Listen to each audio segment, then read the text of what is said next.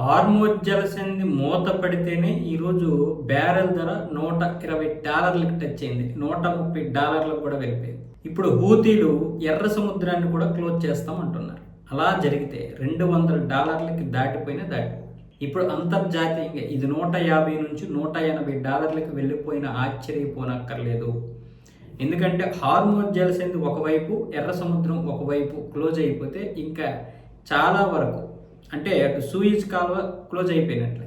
Suisse కాలువ close అయిపోయిందంటే Europe నుంచి రావాల్సినటువంటి ఉత్పత్తి దిగుమతి ఆగిపోద్ది, యూరప్కి వెళ్లాల్సినటువంటి ఉత్పత్తి ఆగిపోద్ది. ఇప్పటికే గల్ఫ్ దేశాల నుంచి రావాల్సినటువంటి చమురు హార్మోజులో ఆగిపోతుంది. ఏదో ఒక విధంగా ఎర్ర సముద్రం నుంచి కొద్దో గొప్ప సౌదీ అరేబియా పంపించే ఏర్పాట్లు చేస్తుంది. ఇప్పుడు ఇది కూడా క్లోజ్ చేసేస్తే పరిస్థితి ఏంటి?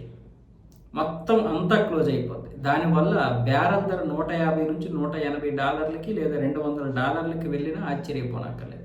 అలా నెల రోజులు కనుక సాగిందంటే ఖచ్చితంగా $200కి వెళ్ళిపోతుంది. ఇక అప్పుడు ప్రపంచం ఈ యొక్క ఆర్థిక మాంద్యం నుంచి బయటపడడం చాలా కష్టం. అప్పుడు ఈ కరోనా కంటే చాలా భయంకరమైనటువంటి రోజులు ఎదుర్కోవాల్సి వస్తుంది. కాబట్టి ఎర్ర సముద్రం క్లోజ్ చేస్తామని హూతీలు బెదిరిస్తున్నారు. కాకపోతే ఈలోగా ఏదో ఒక దరికైతే రావచ్చు. 6వ తారీఖు నుంచి 10వ తారీఖు లోపు ఏదో ఒక విధంగా కొలిక్కొచ్చే అవకాశాలు అయితే కనిపిస్తున్నాయి. కానీ అలా కనిపించకపోతే మాత్రం మళ్ళీ నెల రోజులు కనుక కొనసాగిందంటే బ్యారెల్ ధర 200కి వెళ్ళకపోయినా ప్రపంచం మాత్రం ఆర్థిక సంక్షోభంలోకి వెళ్ళిపోద్ది. ముఖ్యంగా భారత్ లాంటి దేశం చాలా తీవ్ర పరిణామాలు ఎదుర్కోవాల్సి ఉంటుంది.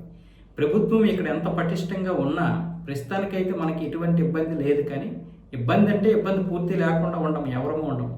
అది అమెరికా కూడా ఇబ్బందులు ఎదుర్కోవాల్సి వస్తుంది, మనమైనా ఎదుర్కోవాల్సి వస్తుంది, చైనా అయినా ఎదుర్కోవాల్సి వస్తుంది. కానీ బాగా ఎదుగుతున్నటువంటి ఈ తరుణంలో మన దేశానికి చాలా గట్టి దెబ్బ ఇది.